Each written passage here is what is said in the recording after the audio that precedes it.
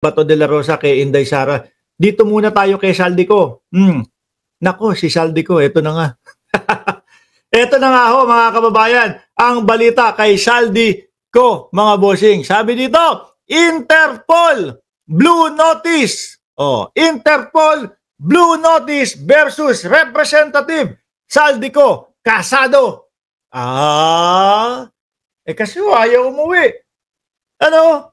Ayaw umuwi. Biruin mo, anak niya, pati anak niya, sinasabi, Dad, umuwi ka na, ipaliwanag mo dito sa Pilipinas yan. Yang issue sa'yo. Mga grupo ng congressman, pinapauwi na din si Saldico. Si si Martin Romualdez, isa din po sa nagpapauwi kay Saldico. At pagkakaintindi ko, isa sa dahilan ho kung bakit nagparaya si House Speaker, dating House Speaker Martin Romualdez, dahil nga hindi niya mapauwi itong si Saldico. Karamihan ng mga kapwa nila mga kongresista gustong mapauwi at nire-request na mapauwi, pati si Martin Romualdez gusto mapauwi si Saldico, ayaw. So sabi, yung tipo bang may delikadesa ako, may mga issue sa akin, ganito, ganyan, tapos hindi ko mapauwi si Saldico, o sige, step down ako. No? Pero congressman pa din ho si Martin Romualdez. Ginagawan lang ho nila ng kung ano-anong mga chismis at paninira ho. Ngayon, eto si Saldico, ayaw talaga umuwi. No? Hindi daw alam kung kailan magagamot, kung kailan, kasi nagpapagamot ho eh. 'Di ba? Sabi niya 'yun. Nagpapagamot eh. Sabi niya 'yun. Pero parang yung publiko hindi na humaniwala, mga bossing. Bakit? Lagi naman.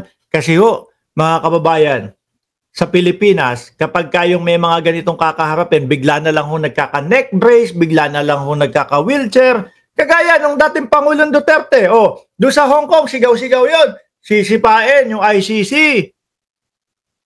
Hulihin na siya nung ICC. Nung nahuli na ho, nung nandun na ho, dinala na sa ICC, mga kababayan. Ayun, biglang bumagal ho yung pagsasalita. Parang aeroplano.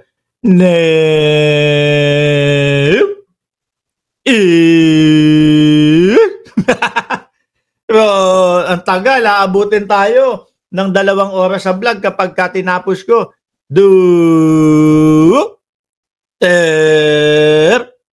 Parang sumali doon sa party, doon sa kanto. May batang nag-birthday party tapos sumali. Oy, sali ko. Anong laro? Pahabaan ng pangalan. Pagka mahaba yung pangalan mo, panalo ka. Basahin ko na to.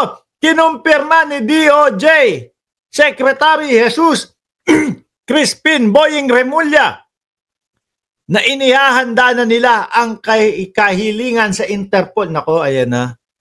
Para mag-issue ng Blue Notice laban kay Ako Bicol Party List Representative Saldico.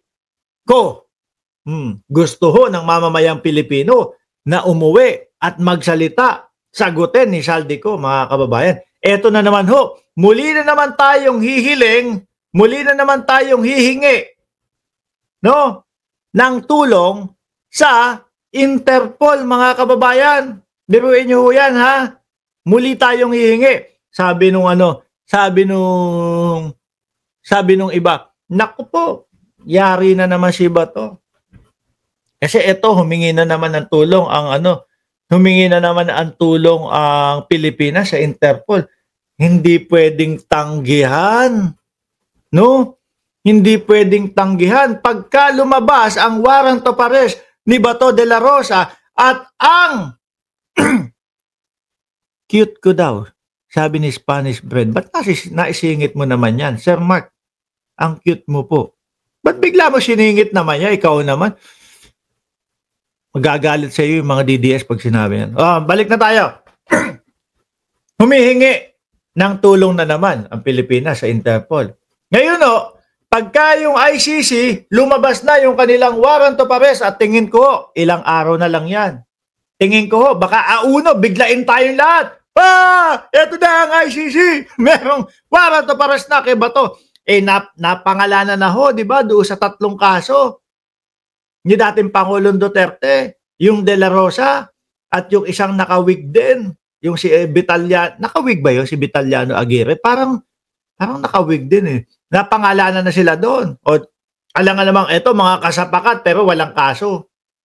'Di ba? Pag may kaso na at ayaw makipag-coordinate, ayaw dalhin yung sarili doon, warrant of arrest yan.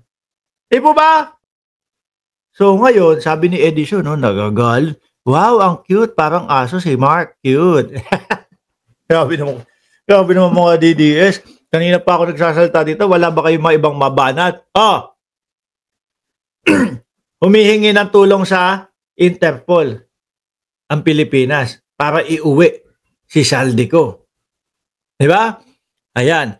Bagamat wala pa ang naturang notice, tiniyak ng kalihim na kasalukuyan na itong pinoproseso kaugnay ng pagkakasangkot umano ng kongresista sa maanumalyang flood control project. Yes, we're working on it. I'm asking Assistant Secretary Eli Cruz to help us with a blue notice. Kapag ka nagkaroon ng ganyan mga kababayan. Tapos kinansela yung mga travel nitong si Yari na ho. Kinansela yung travel ni Ako Bicol Party List, Saldico. Talagang mapipilitan na hong umuwi yan at iuwi ho at isuko sa Pilipinas or kunin kung saan man siya nandoon. We're still digesting all of it kasi massive yung information na dumating the past 2 days and it's not that easy to digest everything. Pero mga kababayan, may epekto ho ito kay Bato de la Rosa. Sabi ko nga ho sa inyo, mga bossing no? Hindi naman po laging ang Pilipinas lang ang hihingi ng tulong sa Interpol. Paano ho, mga kababayan, kapag ang Interpol na ang hihingi ng tulong sa Pilipinas? Ganito po kasi. May warrant of arrest po kasi na pinapaserve sa amin ang ICC at nagngangalan po Bato de la Rosa at 8 pa pong mga kasamahan at isa po nabanggit Aguirre, si Vitaliano Aguirre lang naman yung Aguirre apelido. Di ba? Baka kami naman ang pwedeng humingi ng tulong sa inyo ulit, no? Makipag-coordinate kami sa PNP ninyo, arestuhin si Bato de la Rosa, isuko sa amin kasi may warrant of arrest ng ICC. Yari na naman ho, mga kababayan.